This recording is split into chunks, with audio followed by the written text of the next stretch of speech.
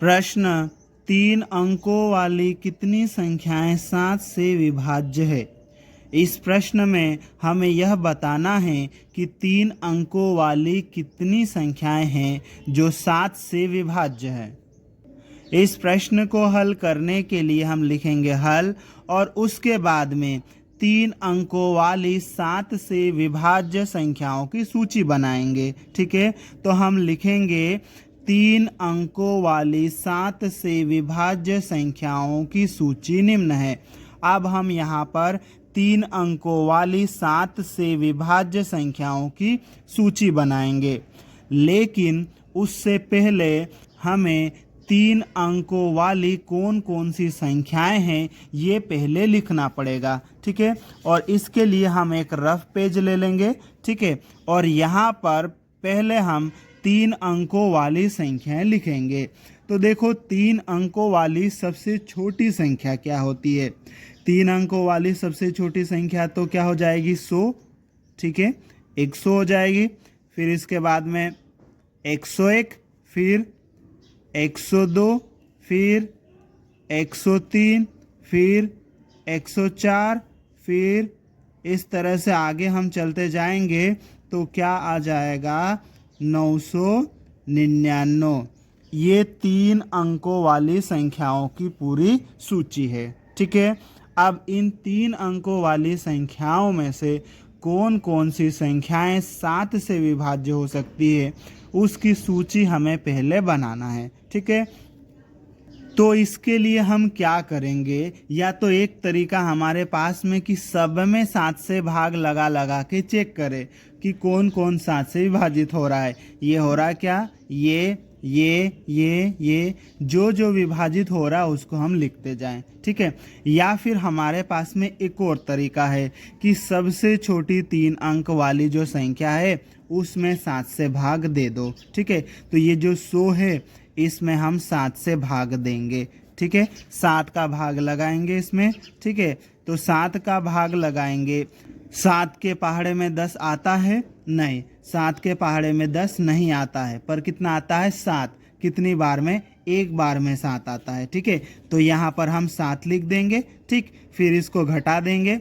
10 में से 7 घटाएंगे, कितना आ जाएगा 3। ठीक, फिर ऊपर से उतारेंगे 0। ठीक, अब 7 के पहाड़े में 30 आता है? नहीं आता है। कितना आता है? 28 आता है ना। 28 आता है कितनी बार में? 4 बार में। 4 बार में 28 आ जाएगा। ठीक, अब इसको घटा दो तो कितना आ जाएगा? 2 आ जाएगा। ठीक है, अगर ये 2 शेषफल नहीं बचता, ठीक है, तो ये 100 7 से पूरी तरह से विभाजित हो जाता।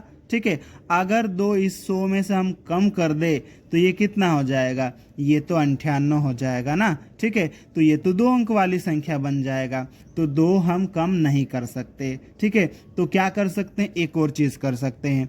इस 2 की जगह अगर 7 आ जाए, ठीक है, 2 की जगह अगर 7 आ जाता तो ये संख्या जो है 7 से पूरी तरह से विभाजित हो जाती। ठीक है, अगर 2 की जगह 7 आना चाहिए, ठीक है, तो यहाँ 2 है ऑलरेडी। अब और कितना चाहिए?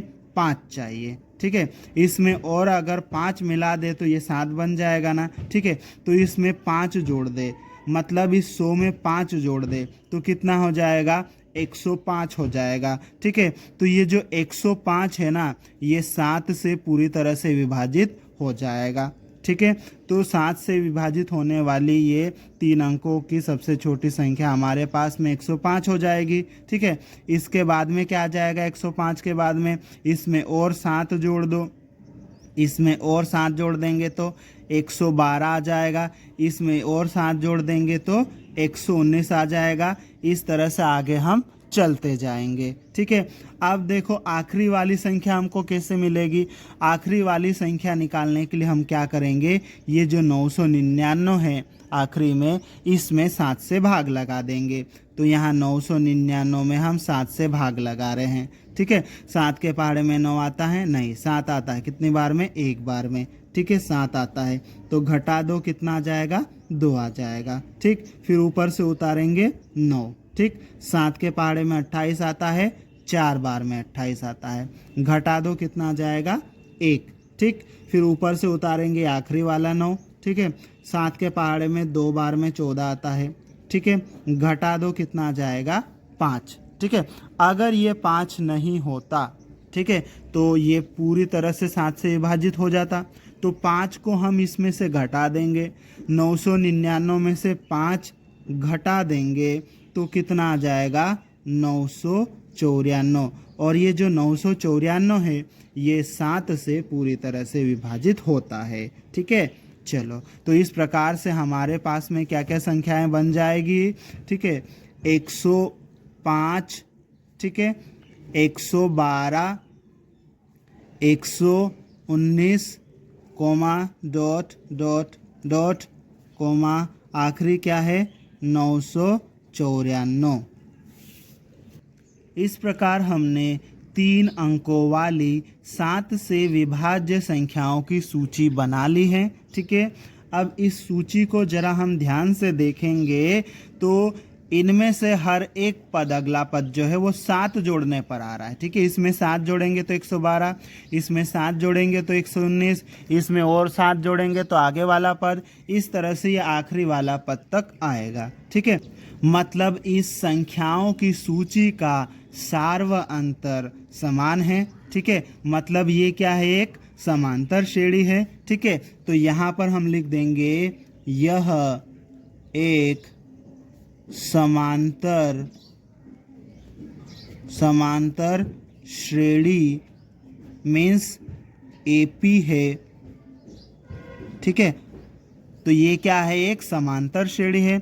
और अगर ये समांतर श्रेणी है तो समांतर श्रेणी से हम 2-3 चीज़ें निकाल लेंगे, ठीक है। क्या क्या निकालेंगे, यहाँ पर हम निकालेंगे पहली चीज़ तो प्रथम पद, ठीक है। प्रथम पद ए बराबर, अब देखो इसका प्रथम पद क्या है 105, ठीक है। प्रथम पद 105 हो जाएगा। दूसरी चीज हम निकालेंगे सार्व अंतर, ठीक है। सार्व अंतर डी बराबर, सार्व अंतर निकालने के लिए हम क्या करते हैं, दूसरे पद में से पहले पद को घटा देते हैं। तो 112 में से 105 घटा दो, है ना। या तो हमें मालूम है कि ये सब 7 से विभाज्य है, मतलब इन सब में कितने का अंतर है, 7 का अंतर है। तो डायरेक्ट हमको मालूम है कि सार्व अंतर कितना है, 7, ठीक है। इस प्रकार से हमने इस समांतर श्रेणी से प्रथम पद और सार्व अंतर निकाल लिया। और यहाँ पर एक और चीज दिया है, क्या दिया है, यहाँ पर अंतिम पद दिया हुआ है, ठीक है। तो ये अंतिम पद भी हम लिख लेते हैं। अंतिम पद L बराबर कितना दिया है, 994 है हमारे पास में, ठीक है। तो अंतिम पद भी हमने यहाँ पर लिख लिया। हमें यहाँ क्या करना है, ये जो संख्याओं की सूची है ना, इसमें कितनी संख्याएं हैं। अब देखो ये समांतर श्रेणी है, तो समांतर श्रेणी की हर एक संख्या जो है वो पद कहलाता है। मतलब इसमें कितने पद है वो अगर हमें पता चल जाएगा तो हम बता सकते हैं कि 3 अंकों वाली 7 से विभाज्य संख्याओं की संख्या कितनी है, ठीक है। तो इसके लिए हम इसको सोल्व करेंगे पूरा, ठीक है। तो ये जो अंतिम पद L है इसका एक सूत्र होता है, वो सूत्र हम यहाँ लिख देंगे। अंतिम पद का सूत्र होता है A प्लस कोष्टक के अंदर n-1 गुणित D बराबर, ये इधर 994 तो चल रहा है, ठीक है। अब यहाँ पर हम A और D का मान रख देंगे। A का मान कितना हमारे पास में 105 प्लस n-1 गुणित D का मान कितना हमारे पास में 7 और बराबर के उधर क्या है 994। अब हम इसको आगे और सोल्व कर लेते हैं। तो देखो ये 105 आ जाएगा, ठीक है। 7 का इस कोष्टक के अंदर गुणा कर देंगे, 7 का गुणा n के साथ में करेंगे तो कितना हो जाएगा 7n। 7 का गुणा -1 के साथ में करेंगे तो कितना हो जाएगा -7, और ये बराबर का चिन्ह और ये 994 हो जाएगा, ठीक है। अब ये 7n हम यहाँ पर लिख लेंगे, ठीक है।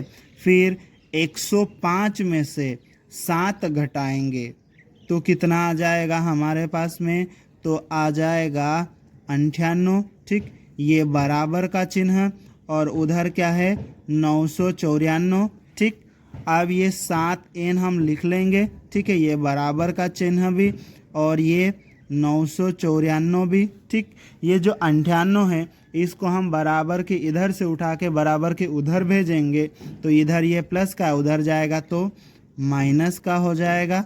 ठीक है, अब आगे ये 7n हम लिख लेंगे, ये बराबर का चिन्ह। ठीक, अब 994 में से 98 घटाना हमें। ठीक है, तो एक काम करते पहले 94 घटा लेते हैं तो 900 बच जाएगा। ठीक, फिर बचा हुआ 4 भी हम घटा लेंगे, 4 भी हम घटा लेंगे तो कितना हो जाएगा फिर ये 896।